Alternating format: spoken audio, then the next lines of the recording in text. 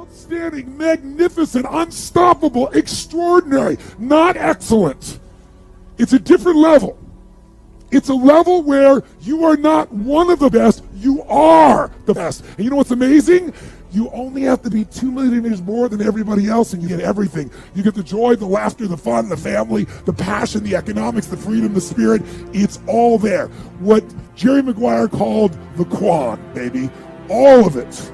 And it's just 2 millimeters above, and most excellent people give up because they're exhausted. And there's some people who go, the harder I hit it, the more I hit it, sooner or later it's going down. I'm not stopping. And when you do that enough, it pops open. That's a problem. And it would be good if you could fix it, but you haven't got a clue about how to fix that.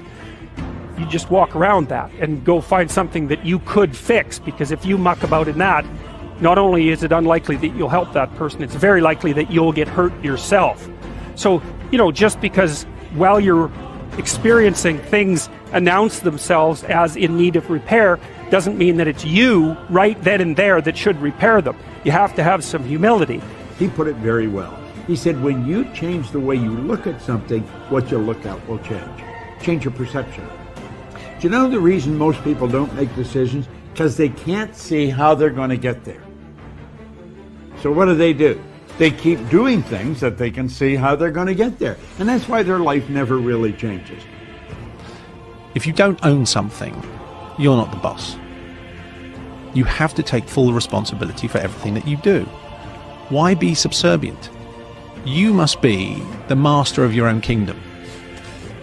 I've always said, people are designed for success, but something called life comes along and programs and conditions them for failure. The world starts wearing those dreams down, and they start just existing. They give up on their dreams, and they start just accepting. Well, that's not the way it's supposed to be. Not for you. Not for your life. But you have to show up and fight like crazy. Fight like a junkyard dog for your dreams and for your life. You've got to demand success and happiness for your family. Life will give you what you accept. If you're setting and writing down goals for yourself, you're already in front of 95% of the population. But if you want to get in front of 99% of the population, before you even ask yourself how you're going to go about achieving your goals, you need to ask yourself why. Why do you want this? Now, a good why might be, oh, I want to be rich. And why? Well, because then I'll have a lot of money. A good why might be, well, I wanted to get into shape. And why? Well, because I want to be attracted to the opposite sex. Hey, work to your potential, not your quota.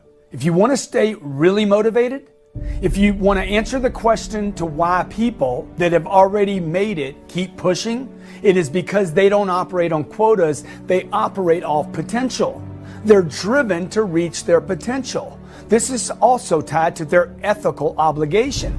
They know what they're capable of. The most powerful man in the world has 24 hours in a day to get what he or she needs done. The richest man in the world has 3,600 minutes in one day to earn his money. The most educated man in the world has 168 hours a week to learn. The greatest athlete in the world has 365 days in a year to train. How much time do you have?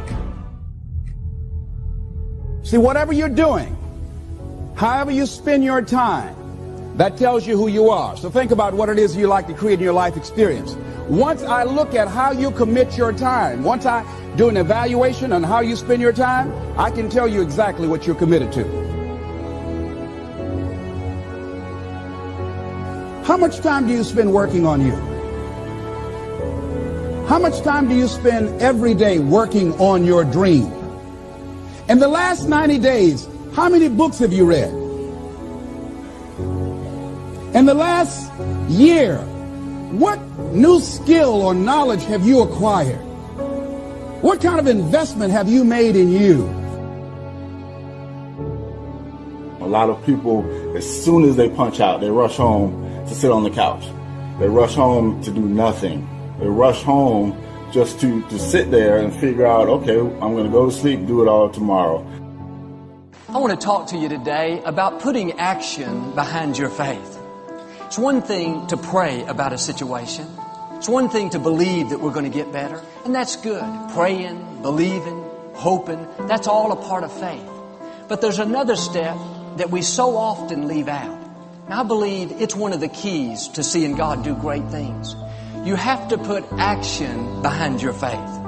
You have to do something to show God that you're serious about what you're believing for. You can pray all day long, God, get me out of this problem. God, give me this promotion. God, help me to get well. And that's fine. But if you really want to get God's attention, if you want to see God move in amazing ways, then take it one step further and do something to demonstrate your faith. In other words, you may have an addiction, but are you going to a recovery program? Are you in a support group? That's a faith that God can see. Maybe you lost your job. Do you have your resume? Are you out knocking on new doors? Maybe your spouse is not treating you right. Are you treating them the same way? Or are you treating them the way you want to be treated? That's what allows God to do the extraordinary. I know people that are down and discouraged, and they pray and pray. God, please get me out of this discouragement. God, give me my joy back. God, give me a new beginning. It's good to pray. But what really causes God to act is when you get back up again, dust yourself off, put your shoulders back, and say, you know what? I'm not going to stay down. This is the day the Lord has made. I'm going to be happy and have a great day. That's putting action behind your faith. I talked to a gentleman that had struggled with smoking since he was in high school. He looked to be in his mid-40s. Every day for the last 10 years, he has smoked 3 packs of cigarettes. Just like clockwork, without even thinking about it, he would go through the exact same amount. He wanted to stop. He had the desire. He'd been praying and believing. He even had friends and family members praying and supporting him as well. But he just couldn't seem to do it. But one day, he heard this principle, that you have to put action behind your faith. And he did something extremely simple. Every time he opened a new pack of cigarettes, he would immediately throw 3 away. Just something to say, God, I'm trying. I'm not just asking for your help. I'm not just believing I'm going to be free. Not just hoping that one day I'll quit. No, God, I'm going to take it one step further. I'm going to show you I mean business by putting actions behind what I'm believing for. It doesn't have to be something big, just something where God can see your faith. He threw those 3 away. In a couple of months, he realized he didn't miss them. He decided to double it. He started throwing away 6. Eventually, he got to where he could eliminate a whole pack. That was a little over 3 years ago. Today, he is completely free. He said, Joel, I haven't felt this great in over 30 years. Here's my point. He could have prayed 24 hours a day. He could have believed for a lifetime. But the power came when he took it one step further and showed God he meant business by putting actions behind what he was believing for. Are you doing anything to show God that you're serious? God is not moved by our needs. He's concerned about our needs, but God is moved by our faith. When God sees you doing what you can to get well, when He sees you getting to work a little earlier because you really want that promotion, when He sees you bypass the cookie jar because you've been believing to lose weight, when He sees you help others when you really need more help than them, when God sees your faith, that's when extraordinary things will begin to happen. You'll have a strength to overcome things you couldn't overcome before.